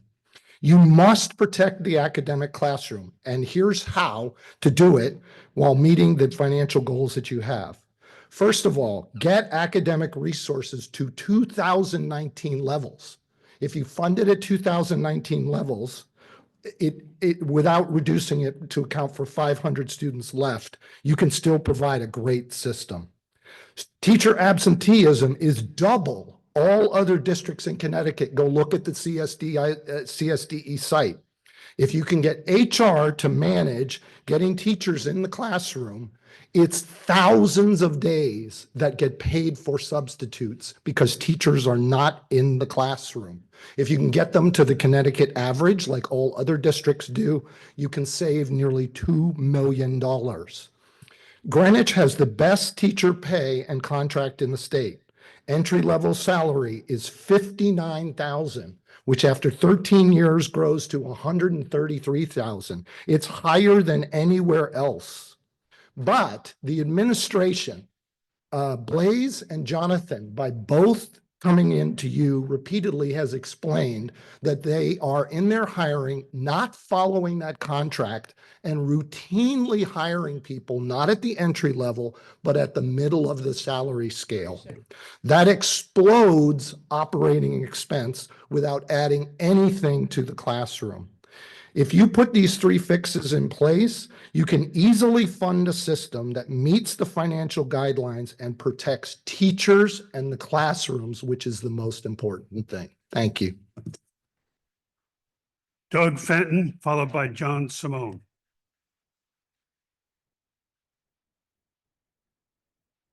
Fun act to follow. Hello, members of the BET. My name is Doug Fenton. I'm a resident of Riverside and serve on the Budget Overview Committee of the RTM. Last year, a bipartisan majority of you decided to fund the BOE's budget. That decision was celebrated by the Greenwich community, and we have seen it pay dividends in our school this year. In January, I presented to the BOC on our schools a document I've shared with you all. My conclusion was that the BET guidelines for our schools understated contractual cost increases and the impacts of grant reductions. Therefore, a material cut in the Board of Ed budget will likely require a meaningful reduction in programs and staffing that is unwarranted by modest changes in enrollment. I further detailed that even if BOE budget is fully funded, this coming school year will already see K-5 classrooms with their largest average class size since 2019. The total number of K-12 Gen Ed teachers will have been reduced by roughly 30 in the last 3 years, and our Gen Ed student-teacher ratios are expected to continue to rise. Since then, we've learned that kindergarten enrollment is on track to be the largest in over a decade, with roughly 700 kindergarten students joining GPS in the fall. While I don't believe this warrants an increase in the budget, material cuts could seriously impact our K-5 learners. Greenwich schools already run efficiently. Compared to Darien, New Canaan, and Westport, on a per-student basis, we already have fewer total staff, fewer administrators, and fewer paraprofessionals, as other speakers have highlighted. While Greenwich currently has similar number of certified teachers per student, a meaningful cut to the BOE budget would change that. At the BET budget meetings, there's been a lot of discussion about the budgeted headcount increase of 22, or 1.5%. A portion of these additional headcount reflect the decline in Title I grant funding. However, the vast majority of these additions are special education related. The Connecticut law change that brought forward the kindergarten enrollment birth date has added pre-K students and necessitated additional classrooms and staff.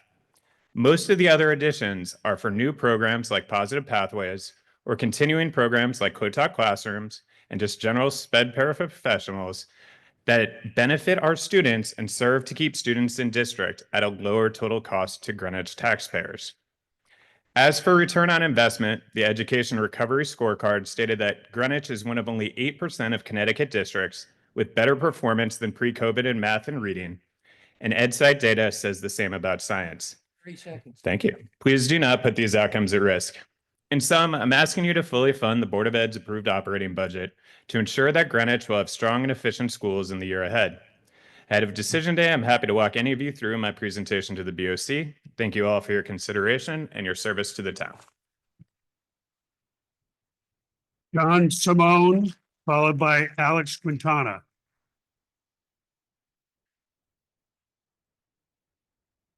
Good evening. I'm here this evening representing my wife Dorothy and our 2 children aged 9 and 2, who couldn't be here due to homework and bedtime, as I'm sure you understand. We live in the North Street School District, and I would like to voice my support for the proposed school budget. We moved to Greenwich in 2016, in large part due to the strength of the school system.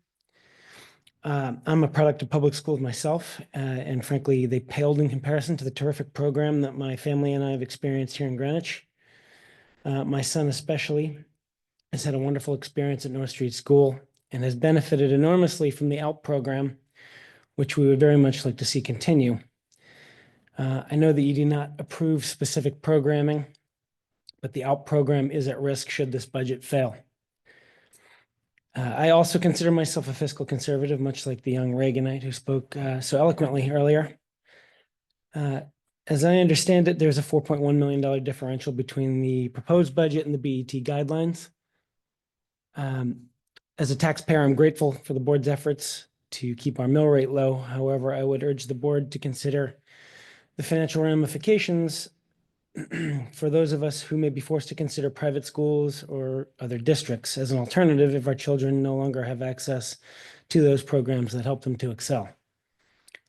Thank you very much for your time and attention and for having us here this evening. Alex Quintana, followed by Kathleen Stowe.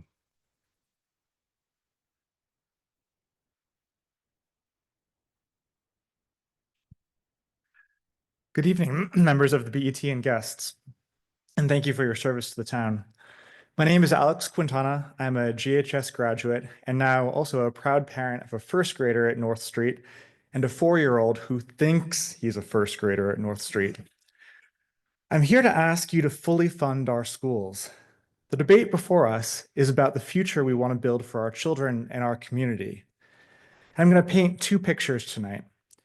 In the first, we choose to invest. From an early age, our students have access to world languages, PE, music, art, and technology. They're supported by teachers who aren't worried about their jobs or looking at other districts or job listings. They're just focused on their students. They graduate ready for anything. Some of them return to Greenwich to open places like Greenwich Brewing, Van Leeuwen Ice Cream, which is expensive but delicious, or Bax Cycles. Some go on to found companies like Priceline and Lyft. Yes, all founded by GHS grads. All of them began their education in the classrooms that we can choose to fund. Now, a second picture. It's a little bleaker. We hold back funding. At first, as parents, maybe we don't see the changes, but the kids will. Spanish becomes a once every other week for 30 minutes with a teacher who travels between schools and doesn't know your name kind of class. Class sizes grow. Teachers leave for other districts that offer more stability. And right now, those peer districts already spend more per student and have smaller staff to student ratios. Our excellent schools slip to good, then average. Families move away, enrollment drops. The cuts get deeper, the negative cycle continues to spin. This year's BOE budget isn't bloated. It's a response to real needs, contractual wage increases, rising transportation costs, and the expiration of federal grants. Please don't ask our students and teachers to do more with less. Let's paint that first picture together and fund our schools. Thank you for your time and your service to the town. Kathleen Stowe, followed by Rachel Khanna.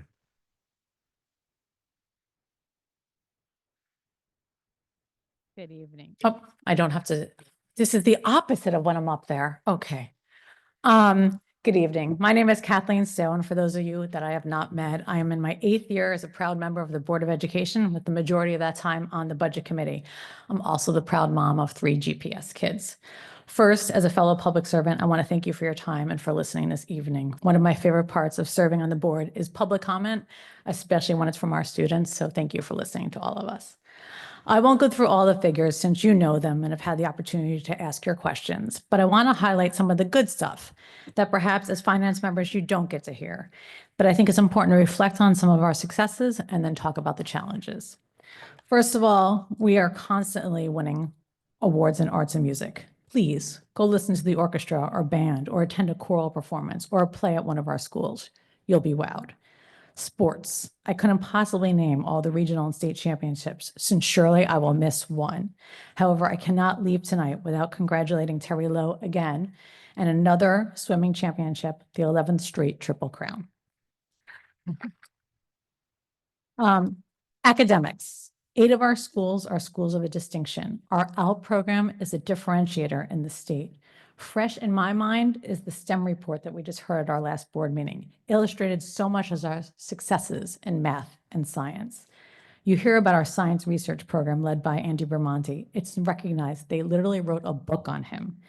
Let me talk a little bit about our AP courses. We have 32. Last year, we administered more than 2,700 exams, and the scores keep increasing, even though we keep adding more and more students taking the exams. I have to highlight, GHS is one of the very few high schools to offer AP Physics B and Physics C in one school year, and the highest result in the country, averaging 4.47 in C and 4.27 in B. That's incredible. I appreciate that you have a hard job needing to balance all the needs of the community, and so we do our part as a board to find those efficiencies, to cut where we think it'll avoid the classroom. Over the years, we continually reduce positions wherever possible. I will point out fiscal year 24 and 25, more than 27 FTEs. Efficiencies in professional development, consolidation of bus routes, changing the preschool student ratio. This year, Cody Kettle and I, along with our committee, analyzed the budget with Ben Branyan, who you all know very well, and he was a fresh set of eyes. 30 seconds. He built the most efficient budget with Dr. Jones while still delivering for our students. Still, the budget committee got to work, and we managed to find another $500,000, and that's the budget in front of you tonight. As you know, the largest part of the budget increase is a guaranteed wage increase, and our schools will only continue to thrive with the investment in our teachers, which in turn is a direct investment in our students. I leave you with this. In my 8 years on the board, there are not many budget votes that pass with such a majority. This budget passed 7-1. Thank you. Rachel Khanna, followed by Lisa Sylvester.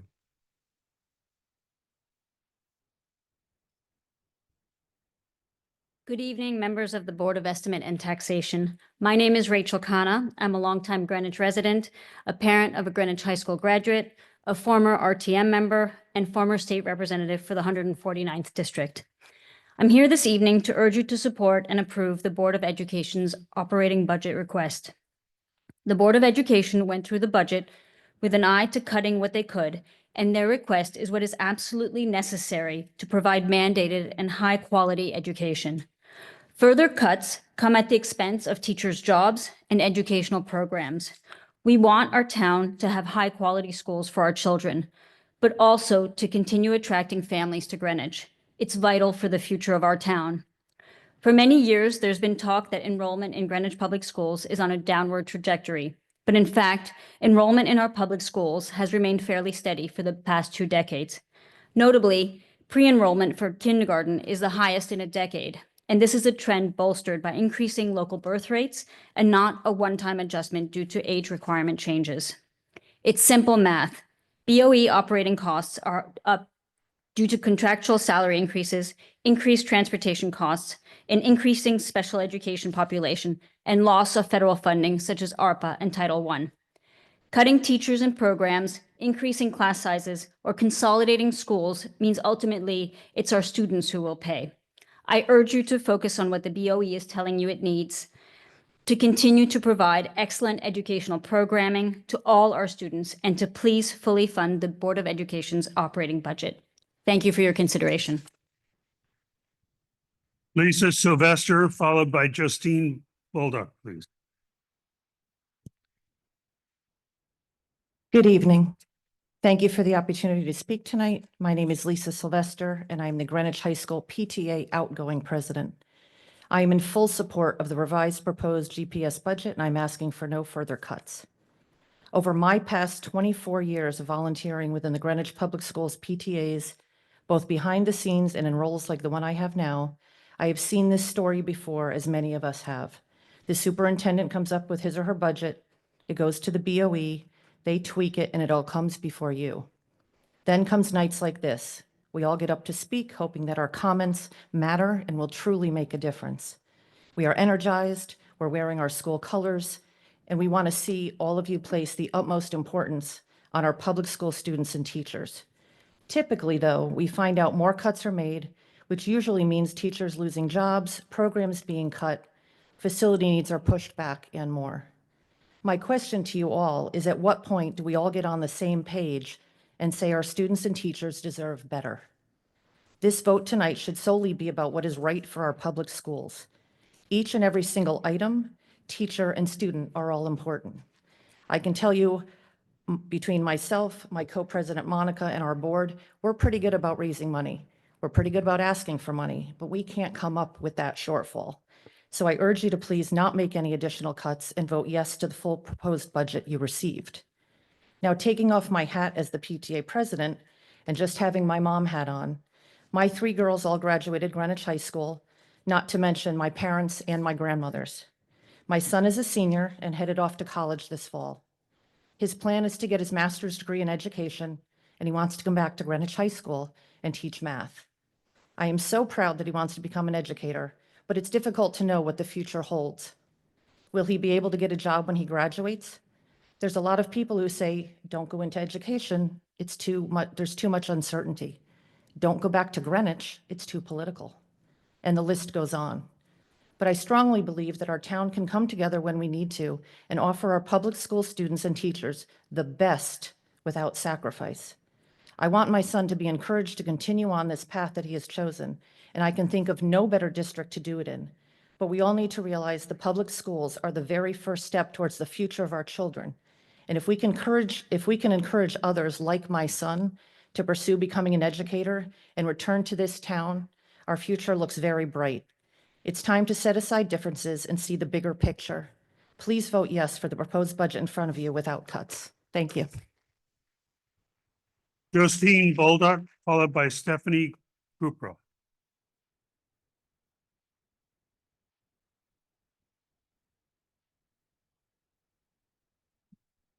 Good evening, BET members. My name is Justine, and I'm here as a North Street parent. I have a kindergartner and a third grader. And also, probably most important to you, I'm a very active voter in town and one of your constituents. I'm asking you to fully fund the BOE budget for 2025-26. Before I came here tonight, I had to talk to my 9-year-old about why I was leaving on a Wednesday night before bedtime. And when I told him what was going on, he was glad I was coming here because he's scared and upset that the ALP program that he loves and is thriving in may disappear next year. I realize that you guys don't pick the programs that go, but I think we all know that that's one of the top programs that's going to probably have to get cut if you don't approve this full budget. We don't all send our kids to, private school. That's a financial decision that some people get to make and others don't. And this is a program that allows so many children across the district to thrive, to reach their highest potential. What happens next year if that program goes away? Is he going to have to repeat math lessons that he's already mastered in a larger class with less individual attention because of all the teacher cuts that this arbitrary number that you've come up with creates? You have the power to keep my son and many other children in programs that they need and deserve. These children in these programs help to keep the Greenwich Public Schools test scores high. That keeps our rankings high. That keeps our property values high. Whether you have a child in public school, private school, or have no children at all, that impacts everyone in our district, in our whole town. So please listen to your constituents and vote to fully fund this budget. Thank you.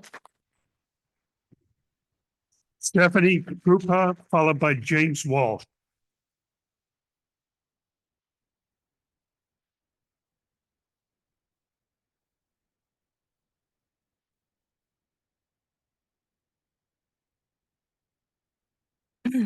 Members of the BET, I'm Stephanie Krupa, Julian Curtis PTA co-president. Thank you for giving me the opportunity to address an issue that directly affects the students, teachers, and families of Julian Curtis Elementary School, the proposed budget cuts and their potential impact on our school. At Julian Curtis, we pride ourselves on fostering a supportive and enriching environment where every child has the opportunity to thrive academically, socially, and emotionally. However, the proposed reductions in funding threaten to undermine the very foundation of what makes our school exceptional. Budget cuts often lead to teacher layoffs or hiring freezes, resulting in larger class sizes. At Julian Curtis, we know the value of individualized attention. Every child is unique, and our teachers work tirelessly to meet each student where they are. Programs such as art, music, PE, ALP, and language instruction are often among the first areas to face reductions during budget cuts. These programs are vital for fostering creativity, critical thinking, and well-rounded development. For many of our students, these activities are a source of joy and self-expression. The impact of these cuts would not stop at our school's doors. Julian Curtis is more than just a school. It is a cornerstone of our community. Julian Curtis, as well as Ham Ave, New Leb, and the middle schools, have already been deeply affected by budget issues. When we underfund our schools, we send a message to our children that their education is not a priority. This affects not only their future, but the future of our entire community. Strong schools build strong communities, and weakening the schools weakens all of us. I urge you to consider the long-term consequences of these budget cuts. Our children are not just numbers on a spreadsheet. They are future leaders, innovators, and problem solvers of tomorrow. Investing in their education is not an expense. It is an investment in a better future for all of us. Fully funding the BOE budget shouldn't even be up for debate. Thank you. James Walsh, followed by Laura Coran.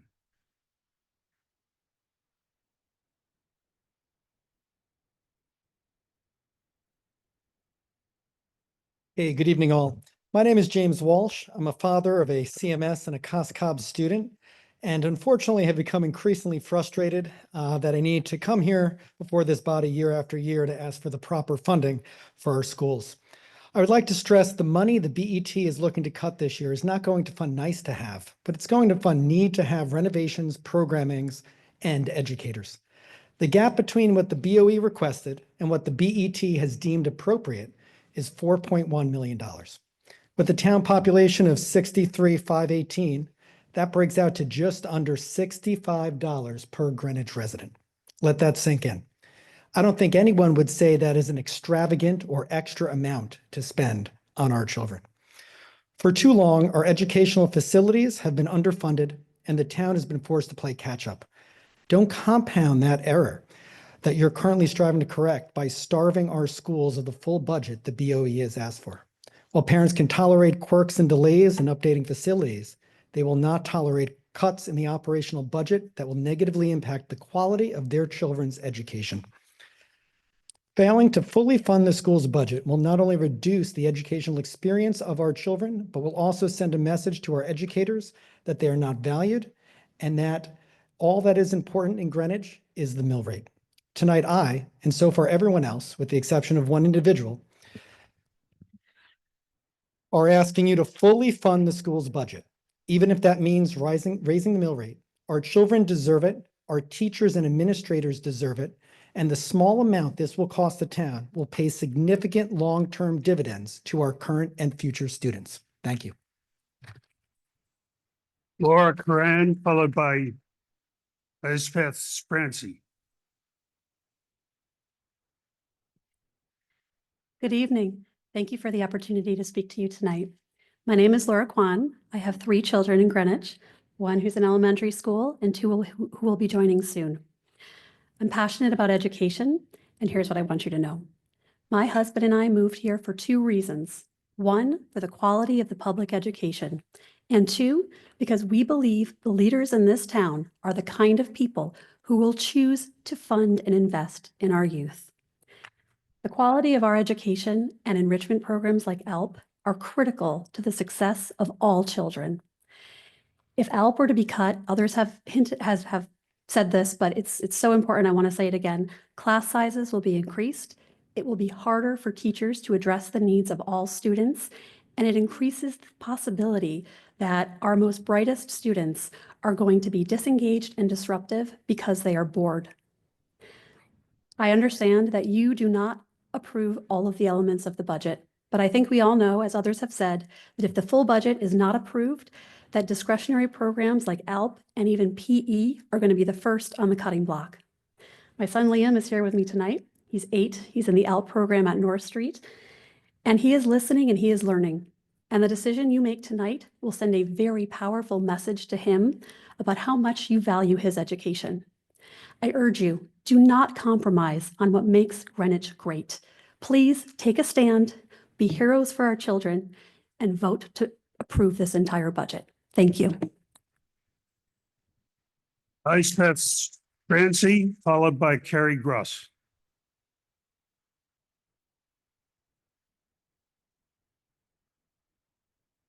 Hi, I'm Elspeth Spransky.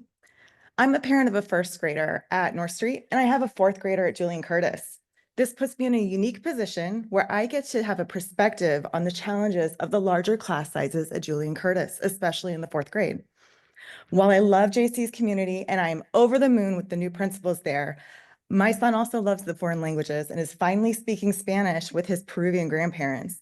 I am concerned about how these larger classes impact my son's experience and the effects of even more reduced funding for our school staff. My husband is a resident at Greenwich Hospital, and he's about to complete his residency in June. We're deciding, where are we going to live next? What's in our future? And I always thought we were going to be in Greenwich. I just had a feeling this is where I wanted to be. But now I'm very concerned about the future of education, public education in Greenwich, the very reason we originally chose to live here. We are simply asking for the basics tonight, and families are watching this decision. Please fully fund the school budget and demonstrate that we are invested in our children and in our educators. Thank you. Harry Rush, followed by Caitlin Wardell.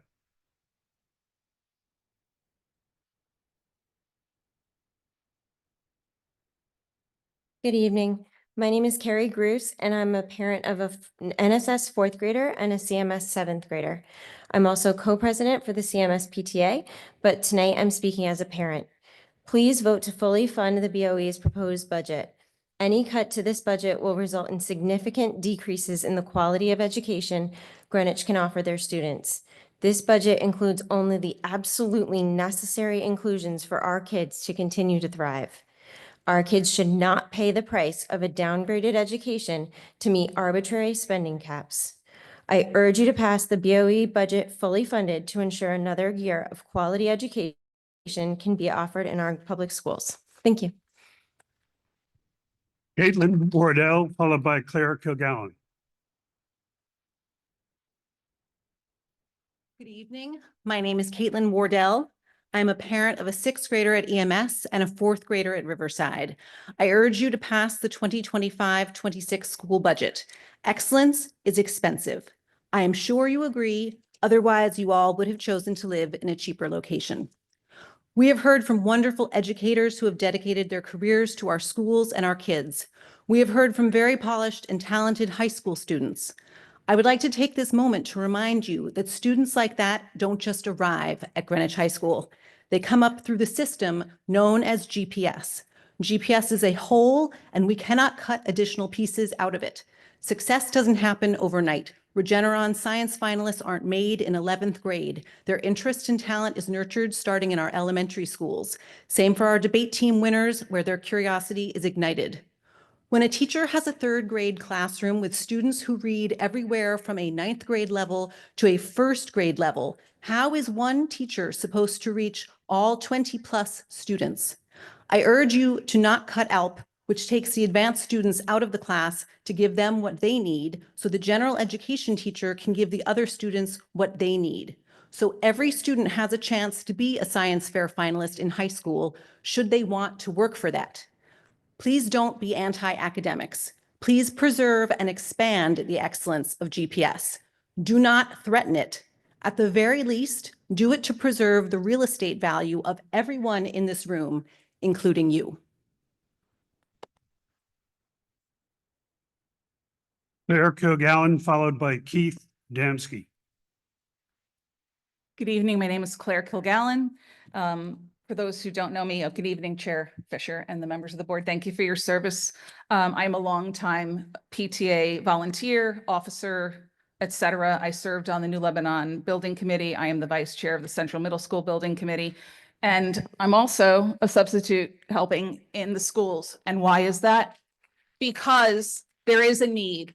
And the reality is you all have jobs where you need to take off for your family medical leave because you are sick or you have professional development and you have times you're out of the office. I think it's highly insulting to mischaracterize the absences of our teachers. I'd like to speak in full support of the capital budget. For those who may not remember, I feel like a broken record. When we advocated for New Lebanon, people said, oh, you're never going to meet your numbers. You're never going to hit it. Well, guess what? The numbers are hit. The 374 in the ed specs that people said we would never fill, that children would never come to the west side of town to Byram. We had 374, including 50 magnet student seats. Well, right now we have 385 students. The school opened in February of 2019, and we have 81 magnet students. So we've exceeded the projections that some people on this dais, and maybe a negative speaker earlier, thought would never come to fruition. Please do not be short-sighted. As a member of the CMS Building Committee, we fought vigorously to increase the funding for the building so that it could actually be constructed and required the $42 million needed in addition to do the project. I appreciate that investment. And we see some great work going out on here, and we're going to have a new building opening in August of 2026. This is very extemporaneous because I was working in pre-K all day, and that is draining. I can attest to the needs of the students, and if having attended many of these meetings, the prediction has come true. This is a zero-based budget. These are fixed costs. There is nowhere else to go. Years ago, we talked about the event horizon, where the cap and the cuts were going to come to an inflection point. And here we are. Are you really going to cut ALP? Are you really going to cut PE?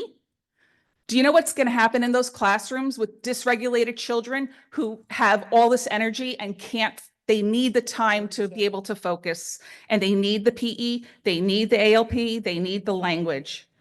The value proposition of this town is what makes Greenwich great in investing what is needed.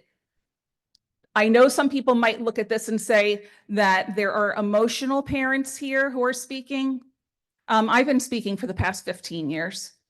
And the fact is that the investment helps the grand list. So invest in what brings people to this town. Don't encourage people to go other exits up on 95.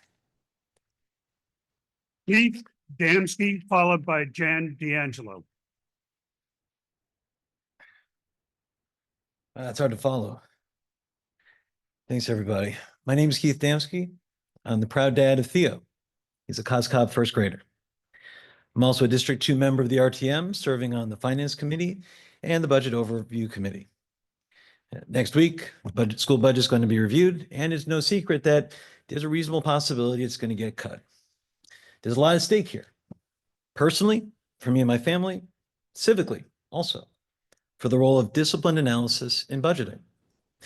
Let me talk personally first for a second. My 7-year-old has an IEP. He's in his second year of the Kotak Classroom program in COSCOB.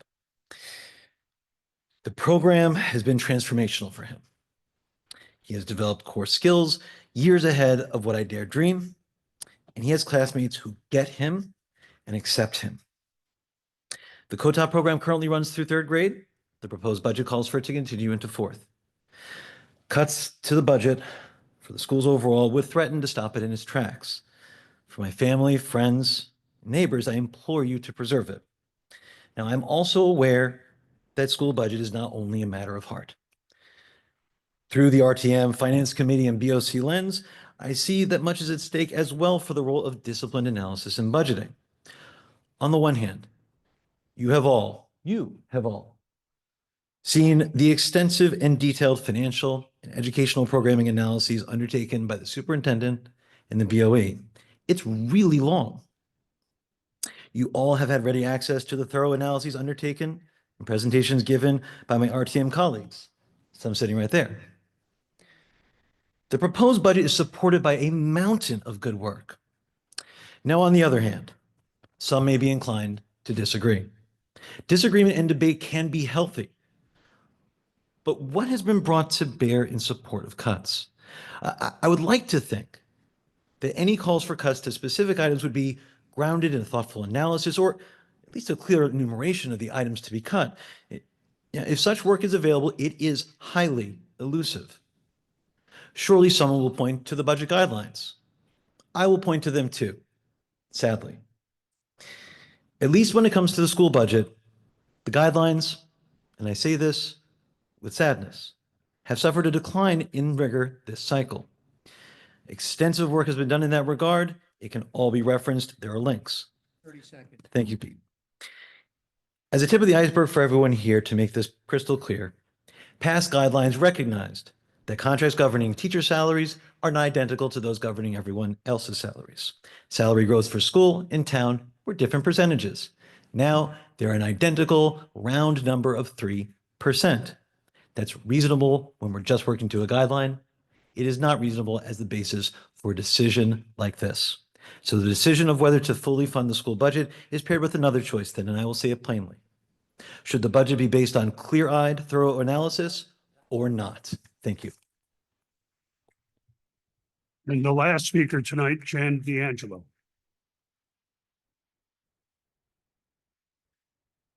Hello. And like everyone else, I thank you for all of the time. I know I see all the meetings on the town calendar. Spend a lot of time. I didn't bring prepared notes and just hastily wrote something on my phone. I hope it doesn't disappear. I agree that the school budget needs to be fully funded.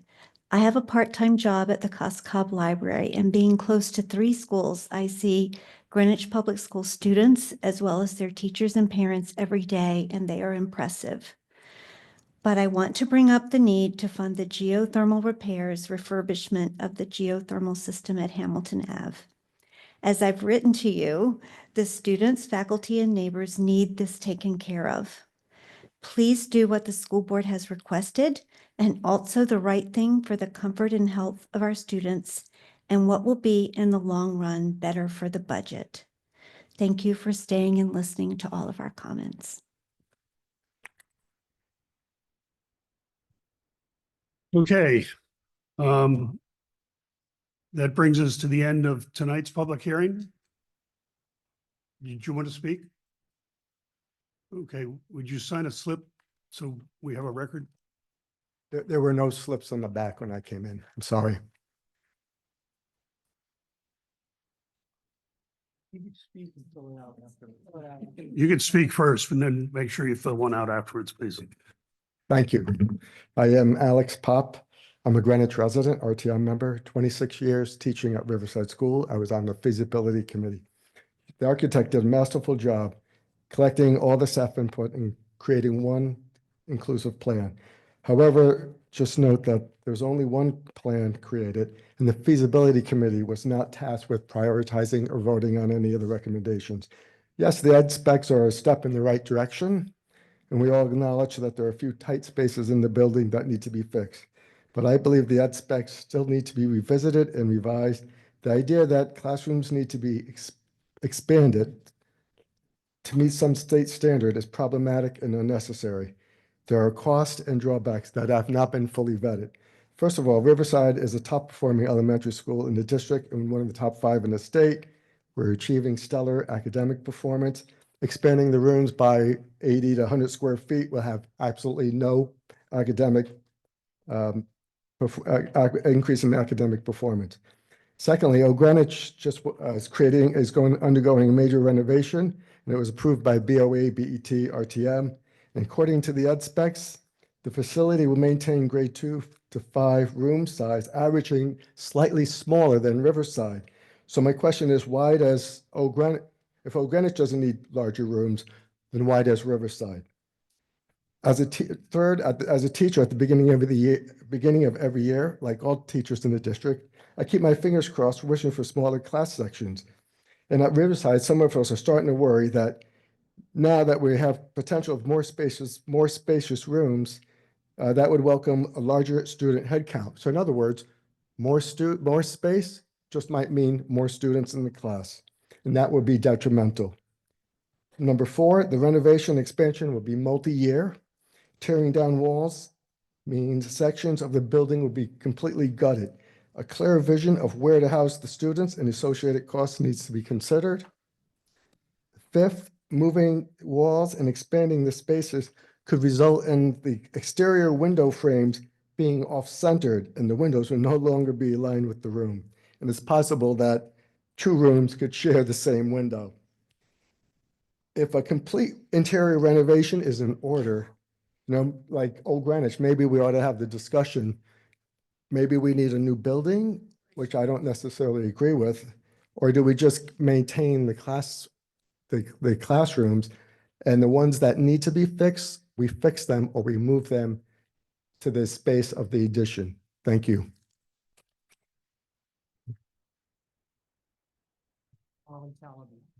Molly Salibi, which I guess will be the last one.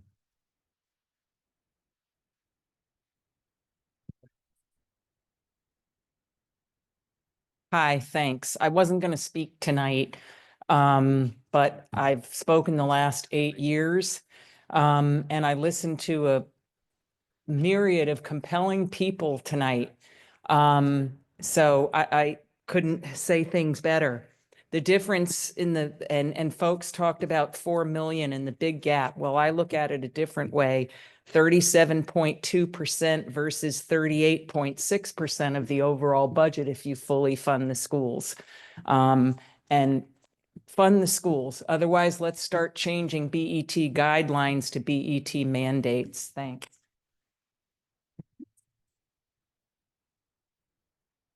James Waters. Good evening, members of the VT. I was not planning to get up and speak tonight, but since my project was referenced a minute ago, I felt like it's important to set the record straight. As you said, my name is James Waters. I serve as the chairman of the RTM Budget Overview Committee. I'm also chairman of the Old Greenwich School Building Committee. Tonight, I want to provide you with some personal comments. First, the Old Greenwich renovation is going to be starting this summer, thanks to a majority of you. And also thanks to the hard work of the stellar Old Greenwich School Building Committee. I hope you will attend our groundbreaking. You've all been invited. Second, I do want to flag that the RTM approved the current teacher contract that's incorporated in this budget in October 2022 by a margin of 57% to 43%. That was in the previous RTM before many of the 43% were ousted by voters in November 2023. Third, I would like to lend my support to the Riverside renovation project. I can tell you that the Old Greenwich School Building Committee stands ready to support the building committee as it gets going. I was glad to see that the feasibility committee took a lot of the lessons learned from previous projects in putting together a solid plan that the Board of Education approved overwhelmingly. To the previous speaker's point, the reason that the grades 2 through 5 classrooms in Old Greenwich School did not need to get expanded, it's because they are plenty spacious. That is much different than what you have at Riverside. That is a very important point and is why the feasibility committee made the decisions that they made with the Riverside ed specs. So I hope you'll actually consider those facts because I think all of them are material from the teacher contract that is incorporated in the operating budget to some of the items in your capital budget. Thank you.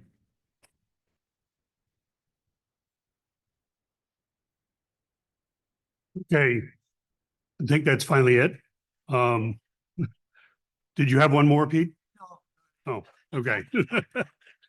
Okay, so I'm going to close the public hearing at 9:05. I thank everybody for their comments and their attendance and all of that. And the board will reconvene tomorrow evening at 7 o'clock in town.